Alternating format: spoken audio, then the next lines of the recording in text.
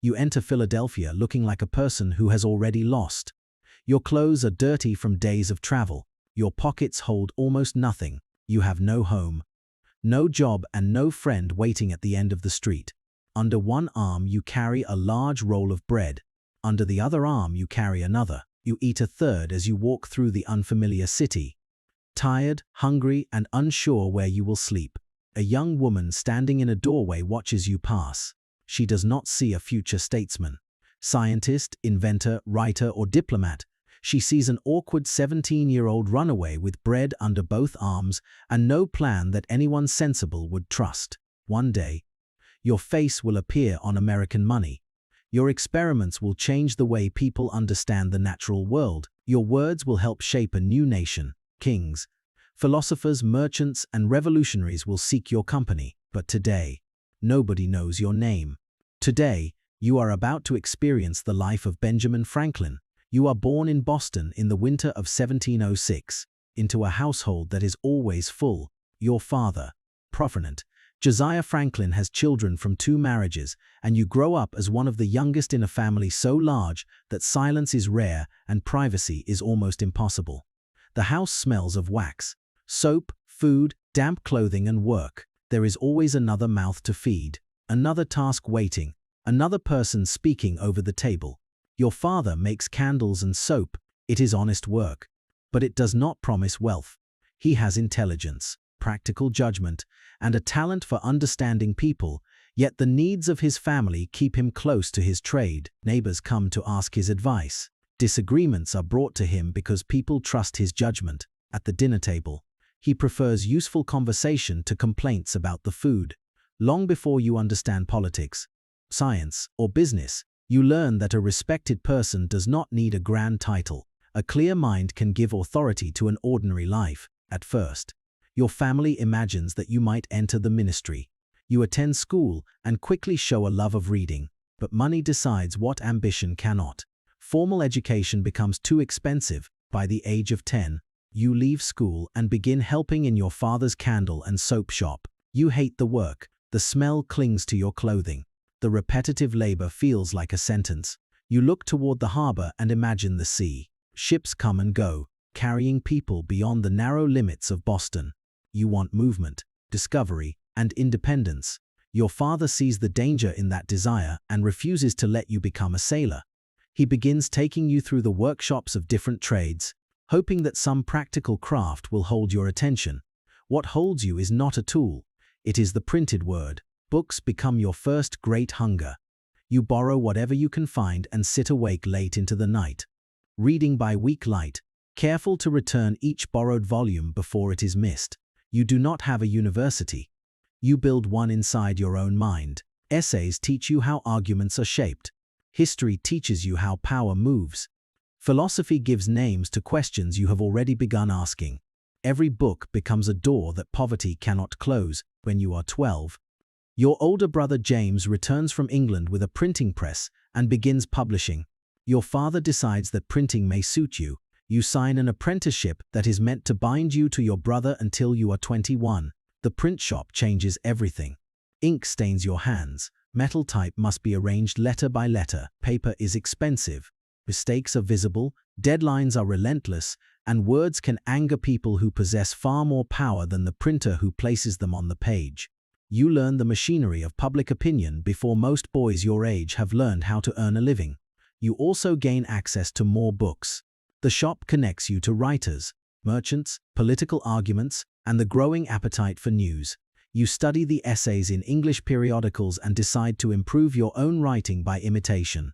You read a passage, take notes, put the original aside, and later attempt to rebuild the argument in your own words. Sometimes you turn prose into verse and then return it to prose. Sometimes you scramble your notes and force yourself to arrange them again. You are training the skill that will eventually make your ideas travel farther than your body ever could. James begins publishing the New England Courant, a newspaper known for challenging authority. You want to contribute, but you know your brother will not take a teenage apprentice seriously, so you create another identity. Late at night, you write letters under the name Silence Dogood, presenting yourself as a witty middle-aged widow with opinions about society, education, religion, vanity, and marriage. You slide the letters beneath the printing shop door without revealing who wrote them.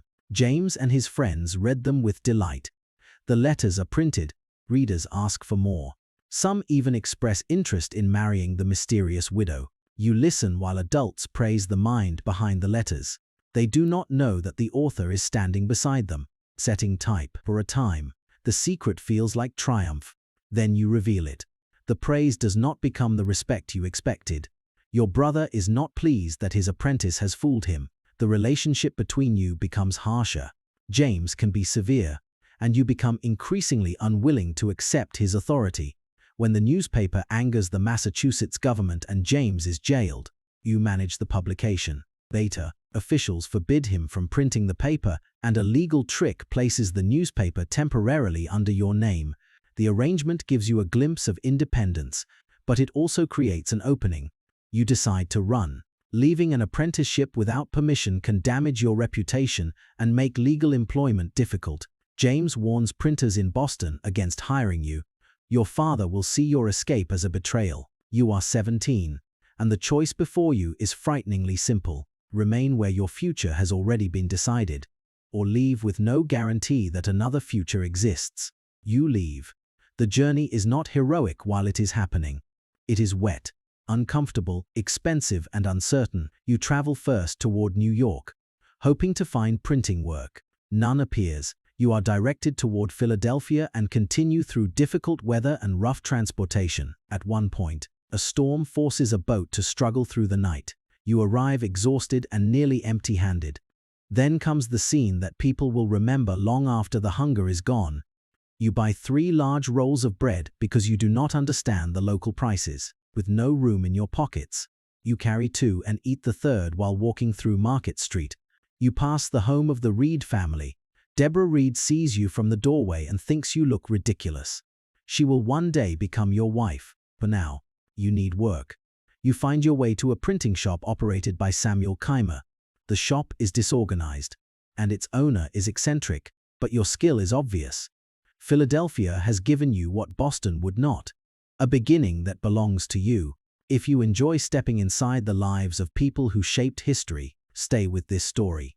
The boy carrying bread has not yet learned how many times a promising beginning can hide a trap. Your ability attracts attention. The governor of Pennsylvania, William Keith, hears about the talented young printer and begins treating you as if your future is already certain. He encourages you to establish your own printing business. He speaks of financial support, equipment, letters of credit, and a journey to London where you can purchase everything you need. You are still a teenager.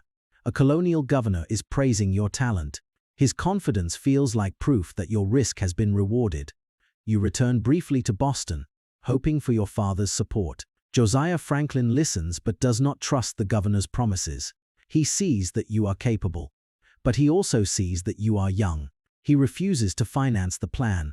You return to Philadelphia, and Governor Keith continues making assurances. Eventually, you sail for London, believing that letters of credit will be waiting. They are not. Only after the ship has carried you across the Atlantic do you discover that the governor has provided nothing of value. The introductions are useless.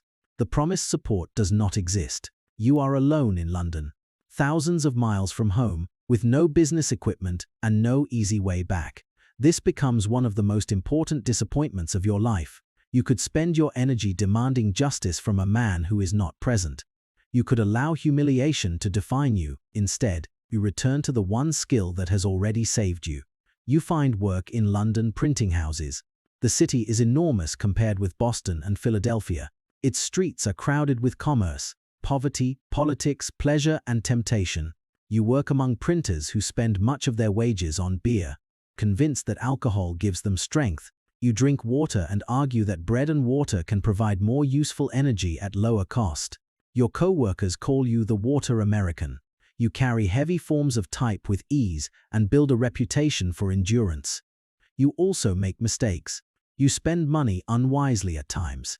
You form friendships that become burdens. You become entangled in choices that your older self will describe as errors. The clean legend of the perfectly disciplined Franklin does not yet exist. You are learning through embarrassment, appetite, and consequence. Most importantly, London teaches you not to build your life upon promises you have not verified. Imagine yourself at this point. You crossed an ocean because a powerful man assured you that success was waiting. The promise was false. Would you return home ashamed, or would you use the betrayal as an education? Tell us in the comments what you believe you would do. A Philadelphia merchant named Thomas Denham eventually offers you a way back. You return to America and work for him, expecting to learn the mercantile trade. For a brief moment, life seems ready to move in a different direction. Then Denham becomes ill and dies. Once again, the future disappears. You return to printing. Keimer hires you again, partly because he needs your skill to train workers. You organize the shop, teach others, improve production, and slowly realize that the business depends more on you than its owner wishes to admit. The relationship deteriorates. Public insult leads to separation. By now, however, you are no longer the hungry runaway who entered Philadelphia. You understand the trade, the market, and the people who might support you.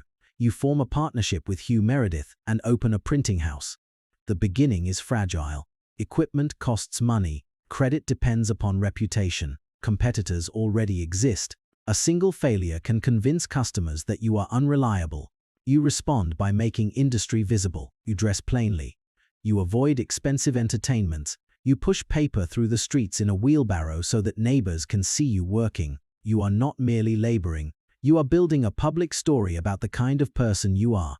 A tradesman in a small city lives partly on trust. People must believe that you will finish the job, pay what you owe, and remain in business long enough to be useful. You understand that character is not only private, it is also economic. Work arrives. Your printing looks cleaner than much of what the city has seen. Your writing gives the paper a sharper voice.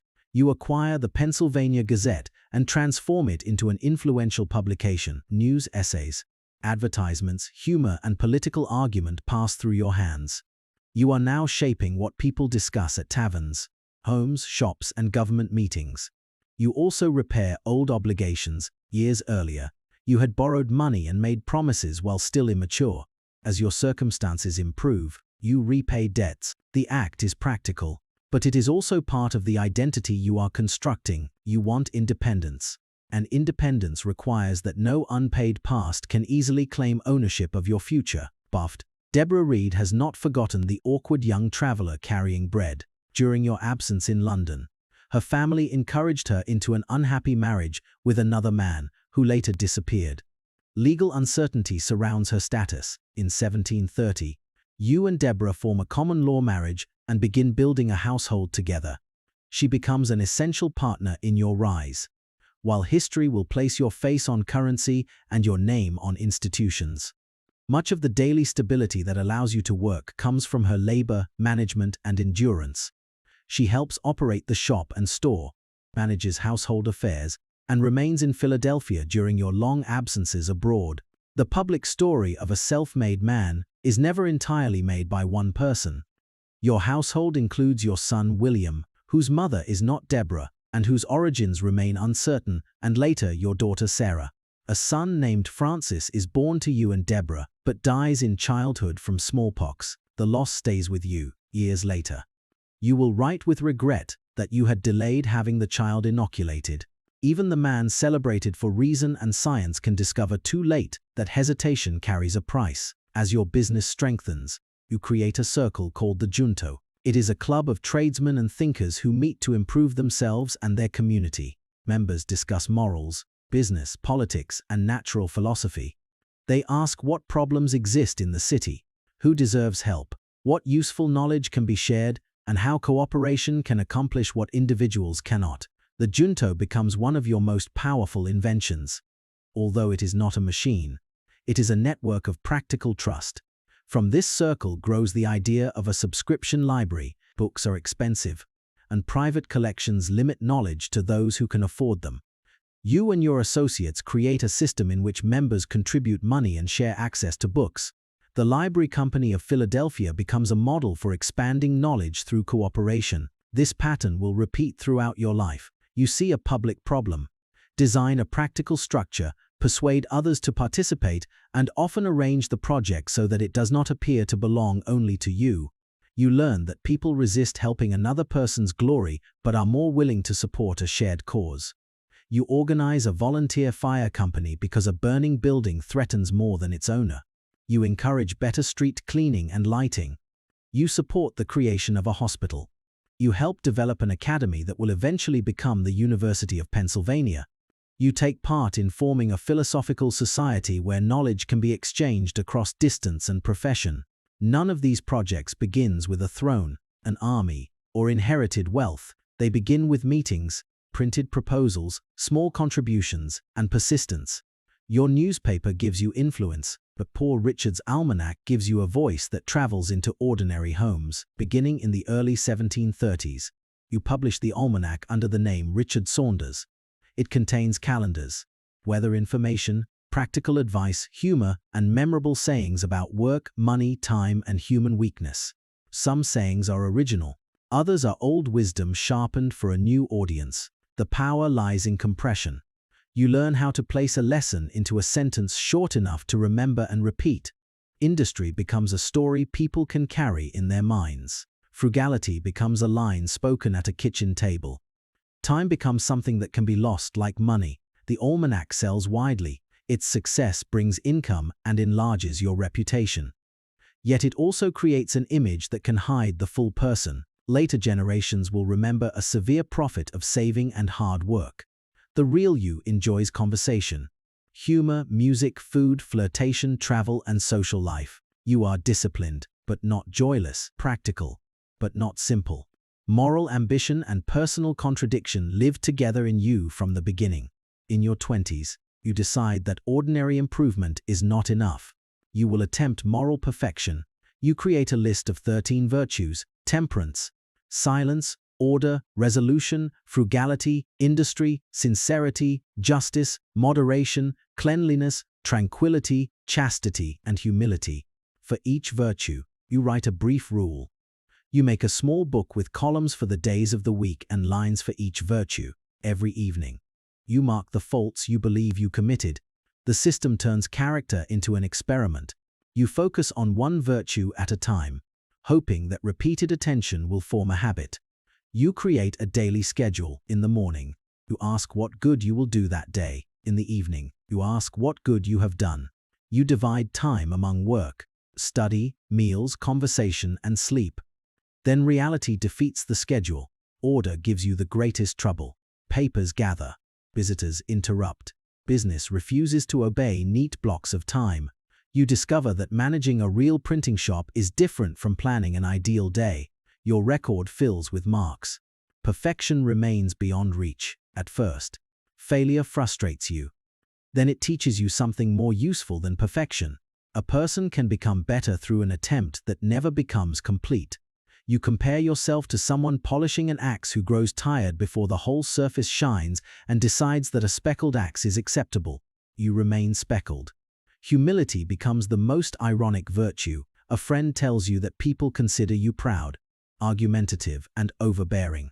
You add humility to the list and practice avoiding words that sound absolutely certain. Instead of declaring that another person is wrong, begin saying that something appears a certain way to you at present. The change improves your ability to persuade. People are more willing to consider an idea when they do not feel conquered by the person presenting it. You never become free of pride. You become better at managing its appearance, and perhaps at recognizing its cost. This is one of the central truths of your life. Self-improvement is not a moment of transformation. It is a long negotiation with habits that never fully surrender. By your early 40s, business success gives you a rare opportunity. You can step away from daily printing and devote more time to science and public service. You arrange partnerships that provide income while freeing your attention.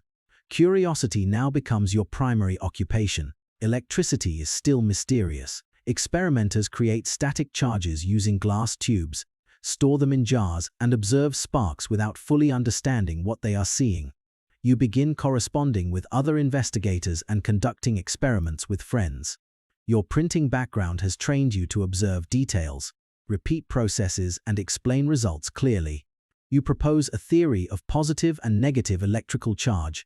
You describe conservation of charge in language that helps others organize scattered observations. You examine how pointed conductors draw electrical fire and begin considering whether lightning and laboratory electricity might be the same phenomenon. The famous kite experiment will eventually become a legend so polished that danger and uncertainty disappear beneath the image. The real significance is not that you stand foolishly in the center of a storm inviting a direct strike. The significance is that you design a way to test whether an electrified cloud can produce the same effects seen in controlled experiments. During a storm in 1752, a kite with a metal wire is raised. A silk ribbon helps insulate the person holding it, and a key provides a conductor. Moisture allows charge to travel. When fibers respond and a spark can be drawn, the connection between lightning and electricity becomes evidence rather than speculation. The experiment makes you famous across the Atlantic world. Scientific societies honor you, universities grant degrees. European intellectuals who may know little about Philadelphia know the name Franklin. You use the discovery to promote the lightning rod.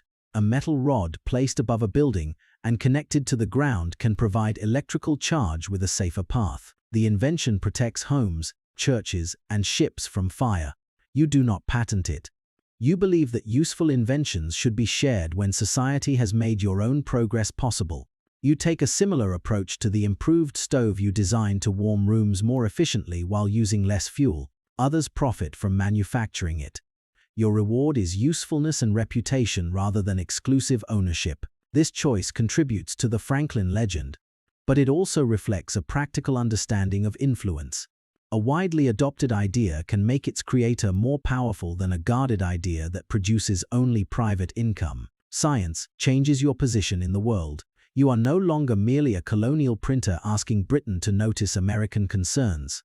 You are an internationally respected thinker whose letters circulate among learned societies. Reputation becomes diplomatic capital before you officially become a diplomat. Public office has already been drawing you deeper into colonial affairs. You serve as clerk of the Pennsylvania Assembly and later as a member. You become postmaster of Philadelphia and eventually joint deputy postmaster for the colonies. Travel and postal reform give you an unusually broad understanding of how separated communities might function as a connected whole. You improve routes, measure distances, reduce delivery times, and study the movement of information. A nation does not yet exist, but the communication system that a nation will need is slowly taking shape. In 1754, representatives from several colonies meet at Albany to discuss defense and relations with the Haudenosaunee Confederacy during growing conflict with France. You propose a plan for colonial union under a general government with shared authority for defense and other common needs. The colonies consider the plan too controlling. British authorities consider it too democratic. It fails from both directions. The failure matters. You have seen a problem that others are not yet ready to solve. The colonies share dangers but guard their separate powers. Britain wants coordination without giving colonial representatives meaningful control. Your plan does not create union, but it proves that union can be imagined before independence is demanded. War soon exposes the cost of disorganization. During the French and Indian War, you help arrange supplies, wagons, defense, and militia. You discover again that practical administration decides whether grand plans survive contact with reality. Food, transportation, payment, and trust matter as much as speeches. You also encounter the moral blindness of your century, including your own, in writings about native peoples and colonial expansion. You sometimes repeat assumptions and language that later generations will find deeply troubling. You are capable of observing injustice in one setting while accepting it in another. Intelligence does not automatically free a person from the prejudices of his time. As disputes between Pennsylvania's elected assembly and the colony's proprietary owners intensify, you travel to London as an agent for the assembly. The mission begins as a struggle over taxation and political authority. It becomes a long education in the limits of imperial understanding. At first, you still think of yourself as both British and American. You admire much about Britain. You have friends there, scientific honors there, and years of experience within its institutions. You believe reasoned argument can persuade leaders to treat the colonies fairly. The Stamp Act crisis challenges that belief. Parliament attempts to impose direct taxation through stamped paper required for legal documents, newspapers, and other materials. Colonial anger spreads because printing is at the center of your life. You understand how deeply such a measure reaches into ordinary business and political expression. You are questioned before the House of Commons in 1766. For hours, members ask about colonial attitudes, taxation, commerce, and resistance. Your answers are calm, precise, and devastating. You explain that Americans once respected Britain deeply, but that coercive measures have changed that feeling. The testimony helps support repeal of the Stamp Act and enhances your reputation as the clearest interpreter of colonial opinion. Yet the larger conflict does not disappear. New taxes and restrictions follow. You obtain private letters written by Massachusetts officials Thomas Hutchinson and Andrew Oliver, letters that seem to encourage stronger imperial control.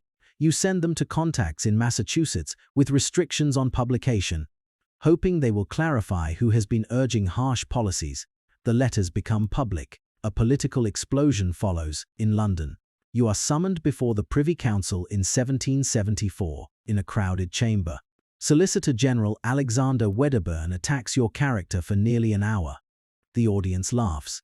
You stand silently while a government you once hoped to reconcile with the colonies treats you as a criminal and a traitor. You wear a suit of Manchester velvet that day, years later. When you sign the treaty with France that helps bring Britain into a wider war, you will wear the same suit again.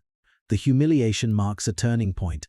You remain controlled in public, but the possibility of restoring the old relationship is collapsing inside you. Soon afterward, you are removed from your postal office. The empire has chosen punishment over persuasion when you return to Philadelphia in 1775. Fighting has already begun at Lexington and Concord. You left as an imperial reformer. You return as a revolutionary. At nearly 70 years old, when many people would withdraw from danger, you enter the most demanding period of your public life. You serve in the Second Continental Congress. You help organize a postal system for the colonies. You participate in committees dealing with defense, diplomacy, and government. You travel to Canada on a difficult and unsuccessful mission to encourage support for the American cause. Independence becomes unavoidable. In June of 1776, Congress appoints a committee to prepare a declaration. Thomas Jefferson drafts the document. John Adams, Roger Sherman, Robert Livingston, and you serve on the committee. Your edits are limited but memorable. You understand that a document meant to unite people must balance precision with force. When Congress adopts the Declaration of Independence, your signature joins an act that the British government considers treason. The printer who once argued for rights within the empire is now helping announce that the empire no longer has rightful authority over the colonies. The public choice creates a private wound. Your son William is the royal governor of New Jersey and remains loyal to the crown. For years, you have helped advance his career. You traveled together. You shared political work and personal confidence. Now revolution places you on opposite sides. William is arrested and imprisoned by revolutionary authorities. You do not rescue the relationship. The break hardens. Political principle, personal pride, betrayal, and grief become almost impossible to separate. When you later seek reconciliation, it will be incomplete. The founding of a nation is often told as a collection of noble public decisions from inside your life. It also feels like the destruction of a family. The American cause now needs something speeches cannot provide: foreign money, weapons, ships, and recognition. Britain is a global power. The new United States has declared independence but has not secured survival. Congress sends you to France. You cross the Atlantic in late 1776 at the age of 70. You suffer from gout and other physical problems. The voyage is dangerous. British ships may capture you. If they do, you may be tried for treason. France receives you as a symbol. You understand the value of appearance at the French court, where elaborate clothing and powdered wigs signal status. You often present yourself in plain dress and a fur cap. The image suggests republican simplicity, natural wisdom, and the independent spirit of the New World. Portraits, medallions, rings, watches, and household objects carry your face. Fashionable society becomes fascinated with Franklin. The performance is strategic. but it works because it contains truth. You really are the son of a candle maker. You really did educate yourself. You really did rise through printing, experiment, and public service. France sees in you a living argument that the American experiment may produce something new. Popularity alone cannot win an alliance. French ministers must weigh risk, revenge against Britain, financial strain, and uncertainty about whether the Americans can survive. You combine patience with pressure. You cultivate scientists, writers, aristocrats, merchants, and officials. You allow public enthusiasm to strengthen private negotiation. For months, France offers secret assistance without full commitment. Then news arrives of the American victory at Saratoga. The possibility of American survival becomes more credible. In February of 1778, France signs treaties of amity and alliance with the United States.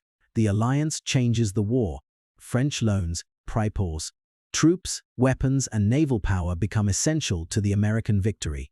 You did not win this alone. Military events, French interests, other diplomats, and countless sacrifices made the agreement possible, but your reputation, persistence, and political judgment helped turn possibility into commitment. You remain in France for years. The assignment is exhausting. Requests for money never end. American officials disagree with one another. John Adams becomes frustrated with your relaxed methods, social schedule, and disorderly papers. You prefer patience and relationships where Adams often prefers direct confrontation. Each man sees the other's weaknesses clearly and his own less clearly. Your personal life in France also complicates the heroic picture. You enjoy admiration and intimate friendships, particularly with women in French society. Your letters can be playful and affectionate. Deborah died in Philadelphia in 1774 while you were still in Britain, after years in which she had refused to cross the ocean and you had repeatedly remained away. The public servant who helps create a nation has not always been present for the people who sustained his private life. This does not erase your service.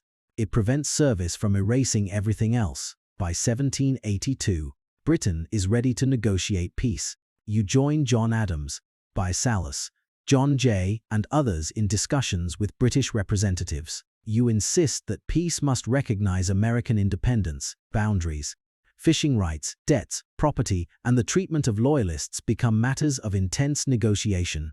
The preliminary agreement is reached, and the definitive Treaty of Paris is signed in 1783. Britain formally recognizes the United States as an independent nation.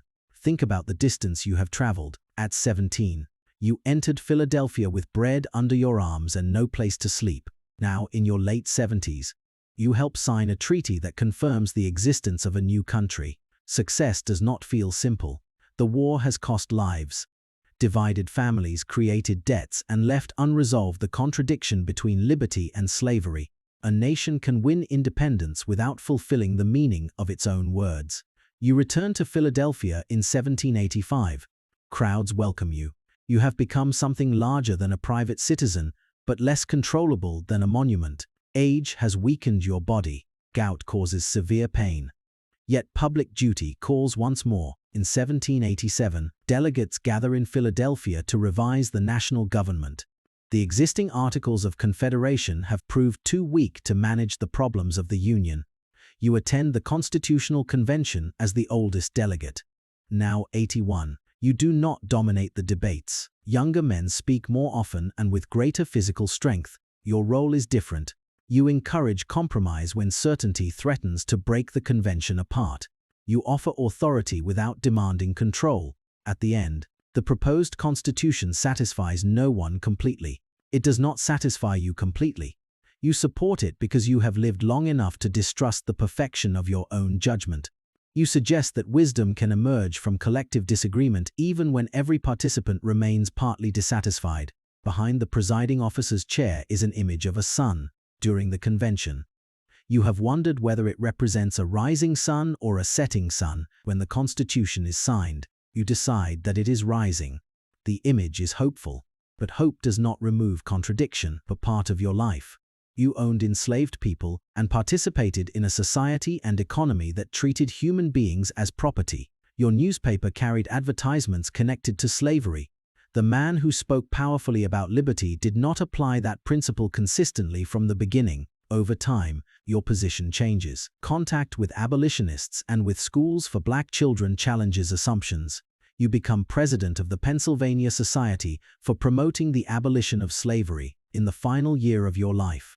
You sign a petition urging the new Congress to use its powers against the slave trade and to support the eventual end of slavery. The petition meets resistance and ridicule. Your last public satire turns the arguments of defenders of slavery against them by placing similar reasoning in the mouth of an imagined North African ruler defending the enslavement of Europeans. Your late opposition matters. Your earlier participation also matters. One cannot cancel the other. This is why living a historical life from the inside is different from placing a statue on a pedestal. You are not born with every correct conclusion. You learn.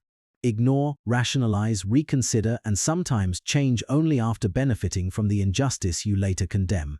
The same complexity appears in your relationship with ambition. You often present yourself as a practical servant of the public, and much of your work truly serves others. Yet you also understand reputation with extraordinary skill. You choose how you appear, how proposals are credited, how stories are told, and how your younger self will be remembered. Your autobiography begins as a letter to your son William, written before the revolution destroys the bond between you. It tells how you rose from poverty and obscurity to wealth and reputation, partly so descendants may imitate useful methods. Later, as you continue writing, the audience expands. You are no longer only explaining a family history. You are constructing a model of the self-made life. The book is unfinished. It carries the story only into the 1750s. The diplomat, revolutionary, peace negotiator, constitutional elder, and abolitionist are mostly absent from your own narrative. Perhaps no person can write the final meaning of his own life. The ending always belongs partly to others. By 1790, breathing has become difficult. Pain and age confine you. Friends and family visit. The city around you contains institutions you helped begin. The nation around you contains arguments you helped frame. The world knows you as the man who studied lightning, printed wisdom, charmed France, and served liberty. You die in Philadelphia in April of 1790 at the age of 84. Thousands join the funeral procession in France. The National Assembly honors your memory. Your grave is marked simply with your name and Deborah's. Visitors later toss coins onto the stone. An odd tribute to a man associated with thrift, wealth, and the face of future currency, but money is not the best measure of what remains. A library remains whenever knowledge is shared by people who could not afford it alone. A fire company remains whenever neighbors organize before disaster. A school remains whenever education is treated as a public investment. A scientific experiment remains whenever curiosity is disciplined by evidence. A republic remains only when disagreement does not destroy the possibility of cooperation. Your greatest invention may not be the lightning rod, the stove, the bifocal spectacles, or any single device. It may be the idea that a life can be continuously revised. You revise your prose by imitation. You revise your habits with a little book of virtues. You revise a printing shop into a public voice. You revise private clubs into civic institutions. You revise colonial loyalty into revolution. You revise scientific curiosity into practical protection. Late in life, you revise your understanding of slavery. Not every revision is complete. Some come too late. Some wounds remain. William never returns to the place he once held in your life. Deborah cannot recover the years of absence. Francis cannot be restored. The people held in bondage during your earlier years do not receive justice because your opinion eventually changes. A life can improve without becoming innocent. That may be the most useful lesson you leave. You begin with almost nothing that guarantees greatness. You are not born into aristocracy. Your formal schooling ends early. Your first major opportunity is based on a false promise. Your business begins with debt. Your moral system reveals failure every evening. Your plan for colonial union is rejected. Your hope of imperial reconciliation collapses. Your family divides over revolution, again and again. The life that appears inevitable in hindsight feels uncertain while you are living it. The runaway apprentice does not know he will become a printer. The printer does not know he will become a scientist. The scientist does not know he will become a revolutionary. The revolutionary does not know whether the nation will survive. The diplomat does not know whether France will commit. The old man at the Constitutional Convention does not know whether the new government will endure. You keep moving because certainty is not required for useful action. After experiencing Benjamin Franklin's life, what do you believe mattered most? Was it intelligence, discipline, curiosity, charm, ambition, or the willingness to keep revising himself? Share your answer in the comments, and consider the question his life now places before you. If a boy with 2 rolls of bread under his arms can become a printer, a scientist, a diplomat, and a founder, what part of your own life have you mistaken for a final condition? You may not control where your story begins. You may inherit little money, limited schooling, family expectations, failed promises, and mistakes that cannot be removed. But beginnings are not verdicts. The page can be reset. The argument can be rewritten. The habit can be examined. The plan can be tried again. You will remain speckled. Everyone does. The purpose is not to become flawless. The purpose is to become more useful, more honest, more curious, and more capable of serving something larger than yourself. If you want to experience more extraordinary lives from the inside, like this video and subscribe to the channel. Your next life begins soon.